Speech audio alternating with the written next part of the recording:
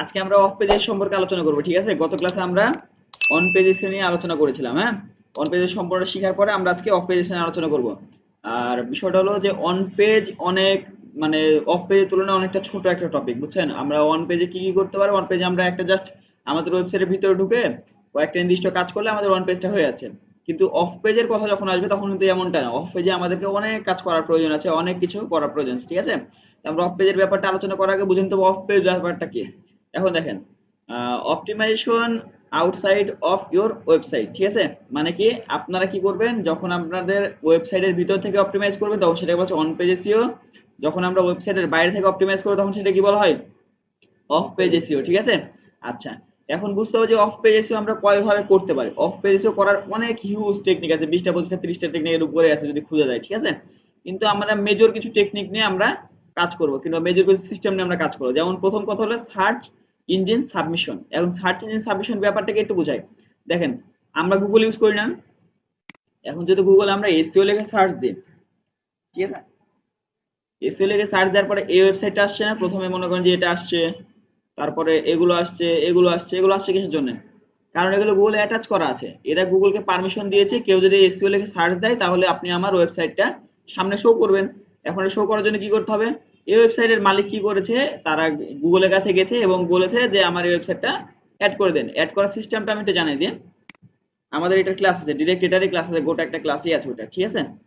আচ্ছা, ওটাকে বলা হচ্ছে গুগল সার্চ কনসোল। আমরা কি করব, আমাদের ওয়েবসাইটে নিয়ে গুগল সার্চ কনসোল সাবমিট করব, গুগল সেটাকে অ্যাপ্রুভাল দিবে এবং তারপর থেকে আমাদের যত পোস্ট আছে কিংবা আমাদের ওয়েবসাইটটা গুগলে যাবে, ঠিক আছে? শুধুমাত্র সার্চ কনসোল আমরা কি করতে পারি, আমাদের ওয়েবসাইট না, আমাদের ওয়েব পেজগুলো অ্যাটাচ করতে পারি, ঠিক আছে? আমাদের ওয়েব পেজগুলো অ্যাড করতে হবে সেখানে। তাহলে বুঝতে পারলাম তো গুগল সার্চ ইঞ্জিন সাবমিশন কি জিনিস। আমরা শুধুমাত্র ইয়া না, গুগল আছে, বিং আছে, ইয়াহু আছে, ডাকডাকগো আছে, এগুলো সব হচ্ছে সার্চ ইঞ্জিন, ঠিক আছে? আমরা চাইলে শুধু গুগল না করে এগুলোতেও করতে পারি। এগুলোতে যদিও বা অডিয়েন্স খুবই কম তুলনামূলক গুগল তুলনায়, গুগল হচ্ছে 96% ধরে আছে, বাকি কয়েক পার্সেন্ট মাত্র এদের। তারপরেও ঠিক আছে, একেবারে কম হলেও যদি পারেন করবেন, সমস্যা নাই। আচ্ছা, তারপরে কি বলা হচ্ছে ইমেজ সাবমিশন। এখন ইমেজ সাবমিশন ব্যাপারটা হলো, আপনারা কি মনে করছেন ইমেজ সাবমিশন ব্যাপারটা কি? যে কোথায় ইমেজ দেওয়া, এরকমই না? যারা গ্রাফিক ডিজাইনে কাজ করে তারা কি করে, তাদের যদি ওয়েবসাইট থাকে, পোর্টফোলিও ওয়েবসাইট তো কমবে সবাই থাকা উচিত একজন ফ্রিল্যান্সার হিসাবে, ঠিক আছে? এখন যারা গ্রাফিক ডিজাইনে কাজ করে তারা কি করে, যে তারা যে একটা পোর্টফোলিও তৈরি করেছে, মানে পোর্টফোলিওর জন্য ইমেজ যে তৈরি করেছে, ওরা শাটার স্টক কিংবা ফ্রি পিক এরকম অনেক সাইট আছে যেগুলোতে ইমেজ পাবলিশ করা যায় এবং সেখানে আর্নিং করা যায়। সে ওইখানে তারপর সেখানে কি টাইটেল ডিসক্রিপশন দেওয়া লাগে না ইমেজের ব্যাপারে? অবশ্যই দেওয়া লাগে, ইমেজের ডিটেলস তো দেওয়া লাগবে তাকে।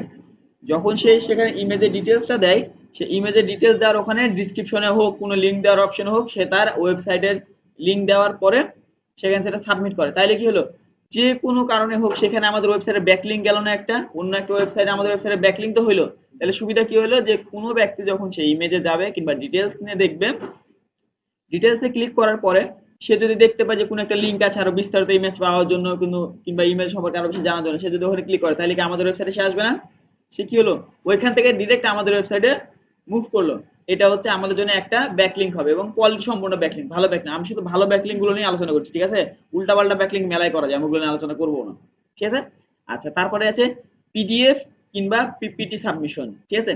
এটা হলো এমন একটা জিনিস, মনে করেন অনেক ওয়েবসাইট আছে না, যারা কি করে, গ্রাফিক ডিজাইন, ডিজিটাল মার্কেটিং কিংবা বিভিন্ন ব্যাপারে পিডিএফ ইয়া করে, পাবলিশ করে, করে না? ওরা কিন্তু নিজেরা পাবলিশ করে না, কি করে, যে আমাদের মতো যারা আছে, যারা পিডিএফ তৈরি করে, পিপিটি তৈরি করে কিংবা ডক্স ফাইল তৈরি করে, তারা কি করে, ওখানে যে সাবমিট করে এবং সেখানে ওখানে আবার অফ পেজের সম্পর্ক কি, দেখবেন যে পিডিএফ এর ভিতরে লিংক ইউজ করা যায়, পিপিটির ভিতরে লিংক ইউজ করা যায়। আমরা যদি আমাদের এটা দেখে আমরা কিন্তু এটার ভিতরে লিংক ইউজ করতে পারি, ঠিক আছে? আমি যদি এখানে চাইলে দেখেন, আমাদের যদি এখান থেকে দেখাই, মনে করেন যে আমরা এটা লিংক অ্যাড করব, মনে করেন এই লিংকটা আমি আমাদের ডিটারমাইনিং কোর্সে যে কোনো একটা জায়গাতে অ্যাড করব, ঠিক আছে? মনে করেন যে মার্কেটিং লেখাটা আছে না, একটু ওয়েট করি। আচ্ছা, মনে করেন যে ডিটারমাইনিং লেখা আছে, ঠিক আছে? আমরা এখানে অ্যাড করব, তা কি করতে পারি, জাস্ট এখানে সিলেক্ট করলাম,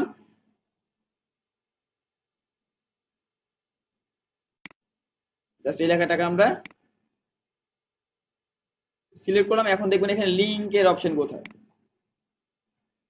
আমরা একটু বড় করে দেখি, ঠিক আছে? এবার দেখবেন এখানে লিংক দেওয়ার অপশন কোথায় আছে, আর যদি এখানে না পান জাস্ট এখানে ক্লিক করবেন, নাহলে এখানে দেখবেন কি লেখা আছে, এখানে ইনসার্ট লিংক, জাস্ট আমরা এখানে ক্লিক করব। এখানে ক্লিক করার পর আমাদের যে লিংকটা আছে সেই লিংকটা এখানে পেস্ট করব জাস্ট লিংকের উপরে ক্লিক করলাম, এই দেখেন আমাদের লিংক চলে আসে। এখন যদি কেউ এই জায়গাতে ক্লিক করে তারপর যদি এটা ওপেন করে তাহলে কি হলো, আমাদের ওয়েবসাইটে যাবে না? যাচ্ছে তো নাকি?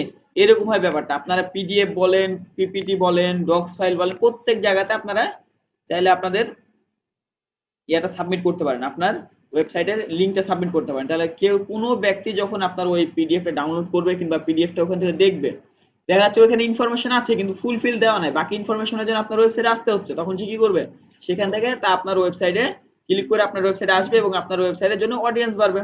ঠিক আছে? আচ্ছা, এবার অডিয়েন্স যত বেশি বাড়বে আপনার ওয়েবসাইটে, গুগল তত বেশি আপনার ওয়েবসাইটকে আগে পুশ করবে, বুঝছেন, উপরের দিকে আসার জন্য। এইরকম একটা ব্যাপার স্যাপার। হ্যাঁ, তাহলে বুঝতে পারলেন তো যে পিডিএফ কিংবা পিপিটি সাবমিশন ব্যাপারটা কি কেমন ধরনের হতে পারে। ঠিক আছে?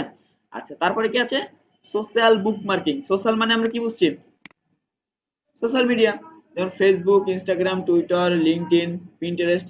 আপনারা কি জানেন যে ফেসবুকও কিন্তু গুগলে র্যাঙ্ক করে? ফেসবুকের পোস্ট গুলো অনেক সময় গুগল আসে, খেয়াল করে দেখেছেন কি আপনারা?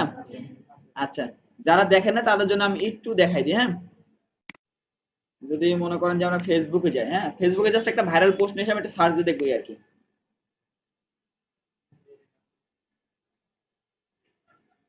দেখে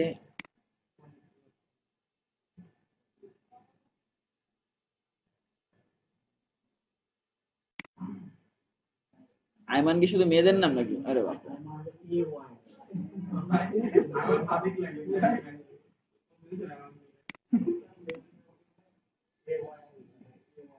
আচ্ছা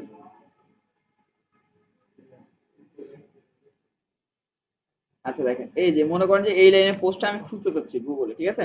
আমরা এখন এটা লিখে সার্চ দেব।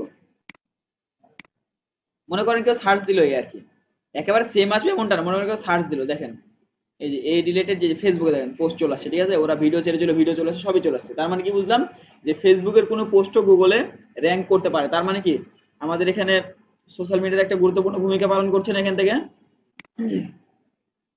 এখানে আমরা সোশ্যাল মিডিয়া বুক মার্কিং করবো, সোশ্যাল মিডিয়াতে পোস্ট করবো কিন্তু আপলোড করবো, সেখানে যেহেতু সেটা র্যাঙ্ক করে, তার মানে এটা অনেক গুরুত্বপূর্ণ ব্যাপার আমার জন্য। এখন আমি কি করলাম, আমার ওয়েবসাইটে যা দেওয়া আছে ওটার একটা সারাংশ করলাম। সারাংশ করার পরে আমাদের যে লিঙ্কের অপশন আছে, লিঙ্ক তো আমরা দিবই। আমরা কি করি, টাইটেল দিই, ডিসক্রিপশন দিই, তারপরে লিঙ্ক ইউজ করি। তাহলে লিঙ্কে যদি সেখানে যদি অল্প একটু পড়ার পরে সে বাকি বিস্তারিত আরো কিছু জানতে চায়, তাহলে সে কি করবে, সে লিঙ্কে ক্লিক করার পরে সে আমার ওয়েবসাইটে চলে আসবে। তাহলে সোশ্যাল মিডিয়া বুকমার্কিং সম্পর্কে ক্লিয়ার নাকি? আপনারা অবশ্যই সোশ্যাল মিডিয়াতে বুকমার্ক করবেন, এটা আপনাদের ওয়েবসাইট অবশ্যই পুশ করবে। এটা অফ পেজ এসেও জন্য মোস্ট ইম্পর্টেন্ট একটা জিনিস। ঠিক আছে? তারপরে কি আছে, গেস্ট ব্লগিং। গেস্ট ব্লগিং ব্যাপারটা কি? হ্যাঁ, লিঙ্ক বুকমার্কিং বলতে হচ্ছে আপনার ওয়েবসাইট সেখানে গিয়ে যে কোনো ভাবে পোস্ট করা, সেটা কমেন্টে হোক, আপনার ইয়াতে হোক, পোস্টে হোক, গ্রুপে হোক, পেজে হোক, যেখানে হতে পারে।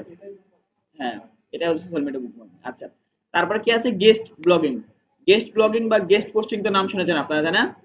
আচ্ছা, এখন দেখেন এখানে কি করা হয়, মনে করেন যে আমার একটা ওয়েবসাইট আছে, তা আমি কি করলাম, জাস্ট আমার ওয়েবসাইটে একটা অপশন রাখছি যে অন্য কেউ চাইলে আমার ওয়েবসাইটে এসে আর্টিকেল দিতে পারে কিংবা আর্টিকেল লিখতে পারে। তখন তারা কি করবে, তারা আমার ওয়েবসাইটে এসে আর্টিকেল লিখবে এবং আর্টিকেল লেখার পরে তারা তাদের ওয়েবসাইটে রেফারেন্স দিতে পারে কিংবা তাদের ওয়েবসাইটের লিঙ্কটা এখানে পেস্ট করতে পারেন। এই অধিকার আমরা রাখছি। এর আগে বলা হচ্ছে গেস্ট ব্লগিং কিংবা গেস্ট পোস্টিং। ঠিক আছে? আচ্ছা, এখানে আবার আরেকটা অপশন আছে যে এটা আবার বের করতে হয়। বের করতে হয় বলতে কেমন কি, যে মনে করেন আমাদের অনেক সাইট আছে যেগুলোতে এক সময় কাজ হয়, এক সময় কাজ হয় না, কোনো গ্যারান্টি নেই, এরকম হয়ে যেতে পারে। ঠিক আছে? সমস্যা না, আমরা যখন আমরা গেস্ট পোস্টিং এর ক্লাসটা করব তখন আমরা অনেক সুন্দরভাবে গেস্ট পোস্টিং এর ব্যাপারটা নিয়ে আলোচনা করব। বললাম কি অফ পেজ ব্যাপারটাই কিন্তু অনেক বড়, বুঝছেন? অফ পেজ কিন্তু অনেক টাইমলি নিয়ে ক্লাস দিতে হবে। হ্যাঁ, তারপরে আছে ভিডিও সাবমিশন। ভিডিও সাবমিশন ব্যাপারটা কি, আমরা তো সবাই ইউটিউব ইউজ করি, তাই না? ইউটিউবে ভিডিওতে কখনো বলতে শুনেছেন যে আপনাদের লিংক আছে, ডিসক্রিপশনে লিংক আছে, কমেন্ট ফার্স্ট কমেন্ট বক্সে পিন করা আছে, এটা ঠিক আছে না? তার মানে আমরা কি বুঝলাম, যে আমরা চাইলে ভিডিওতেও কিংবা যে কোনো ভিডিওতে, যেমন ফেসবুকে হোক, ইউটিউবে হোক, টিকটকে হোক, মানে যেসব জায়গাতে ভিডিও ছাড়া যায়, আমরা কি ওখানে আমাদের ব্যাকলিংক করতে পারি না? অবশ্যই আমরা আমাদের ব্যাকলিংক করে আমাদের ওয়েবসাইটের জন্য ট্রাফিক নিয়ে আসতে পারি। এটা অনেক ভালো সিস্টেম না? এটা কিন্তু অনেক সহজ এবং ভালো সিস্টেম, বুঝছেন, যে আমাদের ওয়েবসাইট ট্রাফিক নিয়ে আসার জন্য। তারপরে কি, কোশ্চেন এন্ড অ্যান্সার সাবমিশন। আচ্ছা, কোশ্চেন এন্ড অ্যান্সার সাবমিশন মানে আপনারা কি বুঝতে পারছেন? এই যে দেখ, ভালো একটা উনি বলেছে কোয়ারা মার্কেটিং, এটা হচ্ছে সব থেকে পারফেক্ট একটা জায়গা কোশ্চিন এবং অ্যান্সার দেওয়ার জন্য। দেখেন কোয়ারাতে কিন্তু হিউজ পরিমাণে মানুষটা আছে, ট্রাফিক আছে। সেখানে কি হয়, মনে করেন একজন ব্যক্তি কোশ্চিন করলো হোয়াট ইজ এসইও, তো আপনি কি করলেন, সুন্দরভাবে হোয়াট ইজ এসইওটা কি একটা ব্যাখ্যা দিলেন এবং বললেন যে এসইও সম্পর্কে যদি আরো বিস্তারিত জানতে চাও তাহলে এই লিংকে ক্লিক করে এই মানে কন্টেন্টটা দেখতে পারো তুমি। ঠিক আছে? তাহলে সে কি করবে, সেখান থেকে কি আপনার কন্টেন্টে ক্লিক করবে এবং আপনার কন্টেন্টটা পড়বে। এবার এখানে আর একটা সুবিধা কি, যখন তারা আপনার বারবার যে বিভিন্ন সোশ্যাল মিডিয়া থেকে আসুক না কেন, কাস্টমার মানে অডিয়েন্স যখন আপনার কন্টেন্টে ক্লিক করে ঢুকবে, ঢুকার পর যখন দেখবে পছন্দ হচ্ছে, তারপরে গুগল অটোমেটিক সেটা র্যাঙ্ক করাবে, যখন সে অনেকক্ষণ ধরে আপনার কন্টেন্টের ভিতরে পড়ে থাকবে, অপেক্ষা করবে। দেখেন এবার এখানে একটা ব্যাপার আছে, মনে করেন যে 10 জন ব্যক্তি আপনার ওয়েবসাইটে ঢুকলো, তা 5 জনের 10 জনের ভিতরে 7 জন 8 জন অনেক সুন্দরভাবে অনেকক্ষণ ওয়েট করে আপনার কন্টেন্ট গুলো পড়ছে, তার মানে অবশ্যই আপনার কন্টেন্ট ভালো। তাহলে কি গুগল তখন আপনাকে আর গুগলে কষ্ট করে যে বারবার পুশ করানোর জন্য অনেক কিছু করা লাগবে না, তখন অটোমেটিক সেটা র্যাঙ্ক করার সময় থাকে। কিন্তু দেখা যাচ্ছে আপনি মেলা মানুষকে শেয়ার করেছেন, প্রচুর মানুষ শেয়ার, সবাই ওপেনও করেছে, কিন্তু থাকছে না বেশ কম, তার মানে ভালো না। আপনি যতই মানুষ দেখেন না কেন, আপনার যতই ভিউ আসুক না কেন আপনার পেজে, আপনার পেজ কোনো সময় র্যাঙ্ক করবে না। বুঝতে পেরেছেন? মানে ভিউ আসাটা ফ্যাক্ট না, আপনাকে অবশ্যই অডিয়েন্সটা সেখানে ভালো পারফরমেন্স কিংবা অডিয়েন্সের সাথে ভালো পারফরমেন্স করাটা হচ্ছে ফ্যাক্ট। বুঝতে পেরেছেন সবাই? ক্লিয়ার তো নাকি?